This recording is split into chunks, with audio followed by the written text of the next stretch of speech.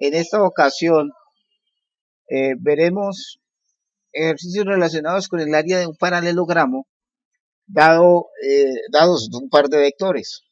También veremos el área de un triángulo cuando se dan como vértices unos puntos coordenados. Para realizar este ejercicio, veamos en qué consiste el área de un paralelogramo, cómo la podemos definir. Antes de eso, estimemos o calculemos la magnitud del vector cruz entre dos vectores B y C, donde estos vectores B y C tienen coordenadas B1, B2, B3, C1, C2 y C3. Primero calculemos la magnitud del producto vectorial entre dos vectores B y C, donde los vectores B y C tienen componentes B1, B2, B3 para B y C, C1, C2 y C3. Recordando lo que es el producto cruz o también como habíamos dicho producto vectorial, recordemos que este producto vectorial estaba por los siguientes componentes. La primera componente estaba por el determinante 2 por 2 formados por la segunda y tercera componente de los vectores B y C respectivamente. La segunda componente del producto cruz está formado por el inverso aditivo del determinante formado por las componentes 1 y 3 de los vectores B y C, más el determinante formado por las componentes primera y segunda de los vectores B y C. Con eso en mente, pues ya de acuerdo a la definición de norma, tendríamos que esta norma al cuadrado sería la suma de los cuadrados de estos determinantes que son precisamente las componentes del producto cruz entre B y C. Al desarrollar estos determinantes, obtendríamos la siguiente igualdad, como se observa aquí: B2 por C3, B3 por C2 al cuadrado, aquí más B1 por C1, B1 por C3, perdón, menos C1 por B3 al cuadrado. Similarmente, la otra componente al cuadrado sería B1 por C2 menos B2 por C1 al cuadrado. Ahora, desarrollando esta expresión, este último miembro de esta igualdad, obtenemos la expresión siguiente. Para corroborar que esto sea así, pues tenemos que efectuar los cálculos, desarrollar estos cuadrados, quizás hacer algún truco algebraico, asociar términos y reducir términos semejantes para obtener esta expresión. Veamos cómo podría ser esto. Desarrollemos este primer cuadrado. Este primer cuadrado tendríamos entonces lo siguiente: B2 al cuadrado, C3 al cuadrado, menos 2 veces el primero por el segundo, o sea, 2 veces B2, C3 y B3, C2, más el cuadrado de el segundo sumando acá, sería B3 al cuadrado por C2 al cuadrado.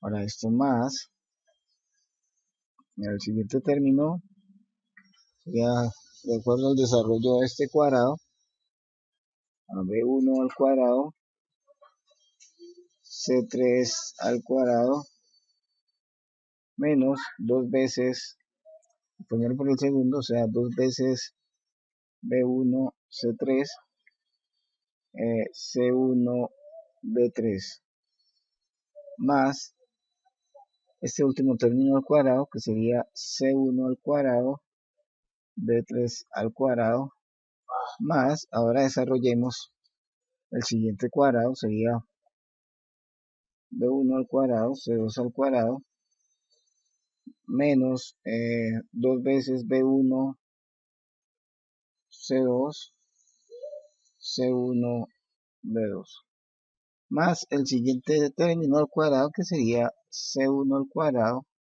B2 al cuadrado.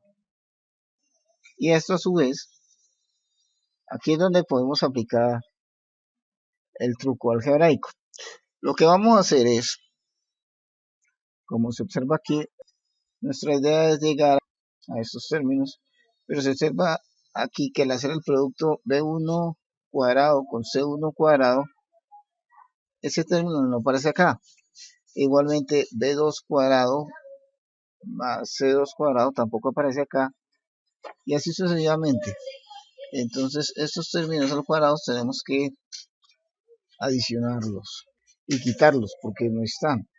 Es decir, lo que haremos es el siguiente truco.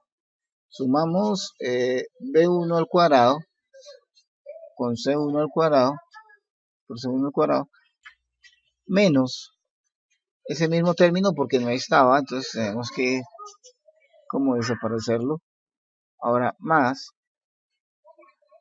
el siguiente término que no aparece sería B2 al cuadrado, C2 al cuadrado, ese no está, entonces tenemos que desaparecerlo nuevamente, B2, C2, ahora más, el siguiente término que vamos a introducir sería B3 al cuadrado, C3, y lo quitamos porque no estaba, B3 al cuadrado, C3 al cuadrado.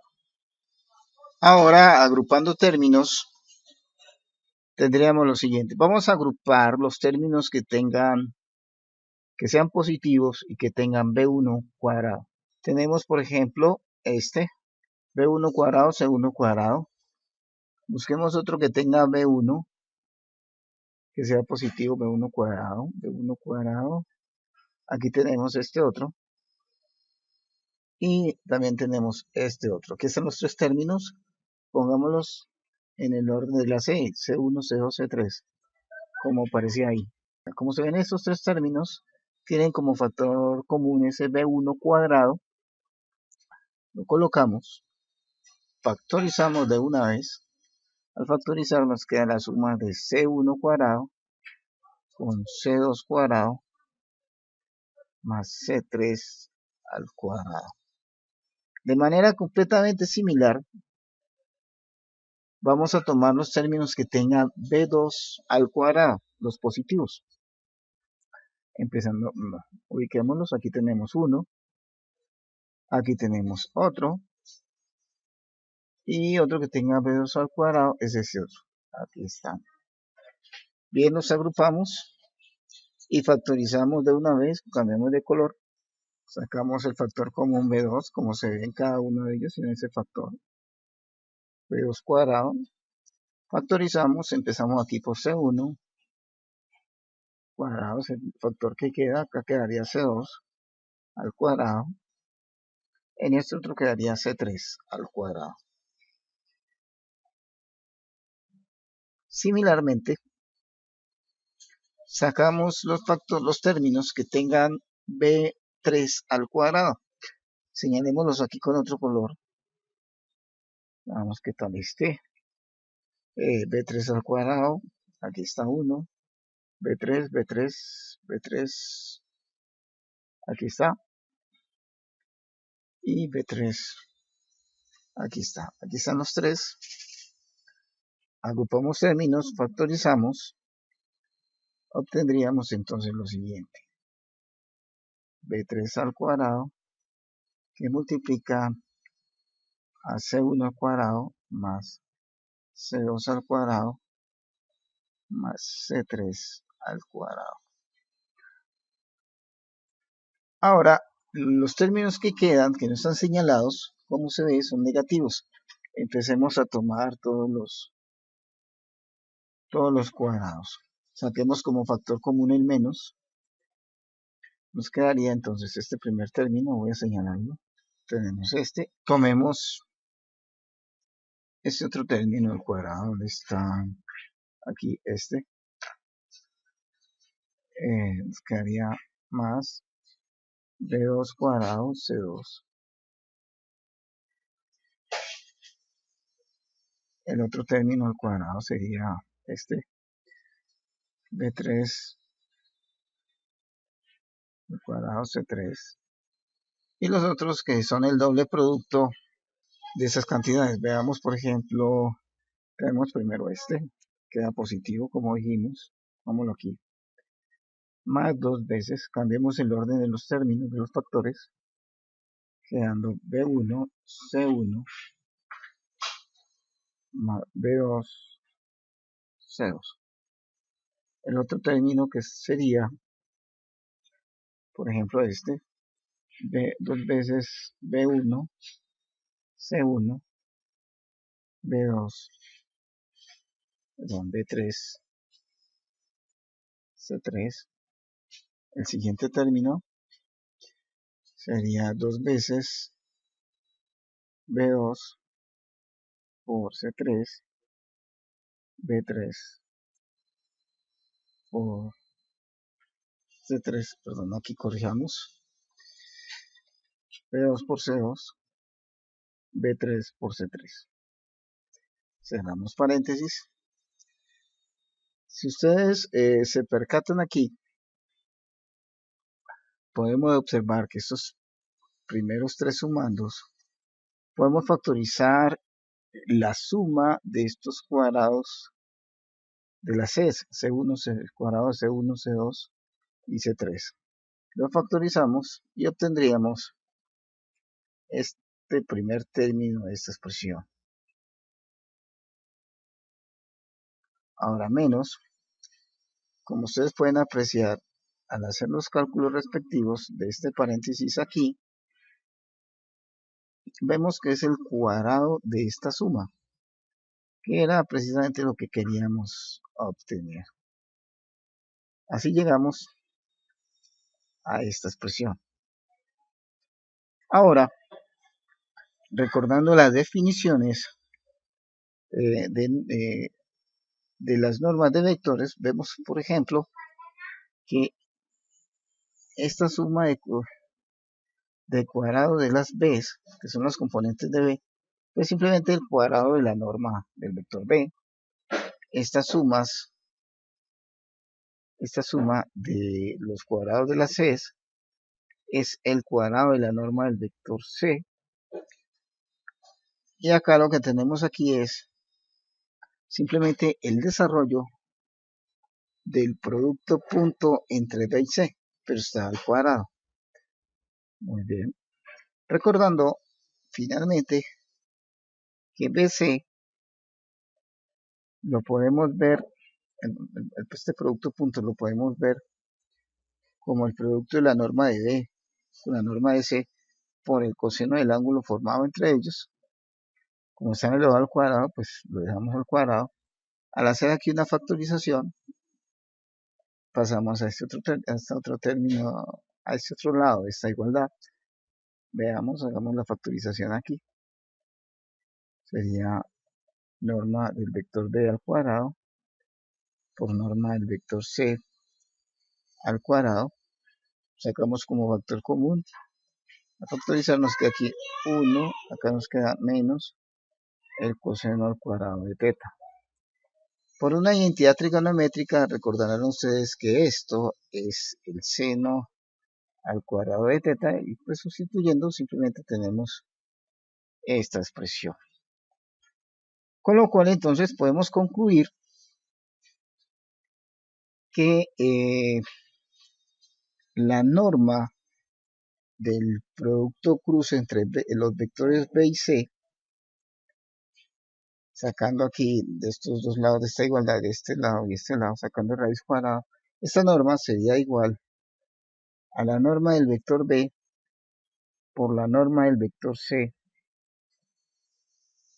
por el seno del ángulo formado entre ellos, que eso es lo que queríamos encontrar previamente. Subrayémoslo aquí porque lo utilizaremos en la argumentación que viene para el área del paralelogramo. Volvamos ahora a la resolución del problema que teníamos. Bien, vamos a calcular el área del paralelogramo. Expliquemos entonces en qué consistirá esta área. Como se observa aquí en la figura, vemos que para calcular el área de un paralelogramo, pues necesitamos la longitud de uno de los lados y la altura del paralelogramo. Aquí tenemos la longitud de este lado, el lado B, el lado formado por el vector B. Entonces sería la longitud de este vector, sería la longitud del lado. Y su altura podemos calcularla aquí, básicamente aplicando trigonometría, sería la longitud del vector C multiplicado por el seno del ángulo θ. Aquí lo ponen en valor absoluto porque θ podría perfectamente ser un ángulo mayor de 180 grados, con lo cual el seno sería negativo. Pero necesitamos que esta longitud siempre sea positiva y para garantizarlo ponemos el valor absoluto acá. Entonces, de acuerdo a lo dicho anteriormente, tenemos que el área del paralelogramo será el producto de la magnitud del vector B por la magnitud del vector C multiplicado por el valor absoluto del seno del ángulo formado por los dos vectores. Cuando el ángulo entre los dos vectores es menor de 180, está entre 0 y 180 grados, pues no necesitamos utilizar aquí el valor absoluto. Entonces, con esto ya en mente, podemos resolver el problema. Solución al problema 3. Recordemos, el vector A era el siguiente, y menos 2j más k. El vector B era el vector de coordenadas 2i más j más k. Entonces, por lo visto anteriormente, el área del paralelogramo sería entonces igual a la norma del vector A por la norma del vector B por el seno del ángulo entre ellos. Pero por lo visto anteriormente podríamos utilizar el valor absoluto de la norma del vector A por producto cruz con el vector B. Entonces, básicamente lo que necesitamos es el producto vectorial entre los vectores A y B.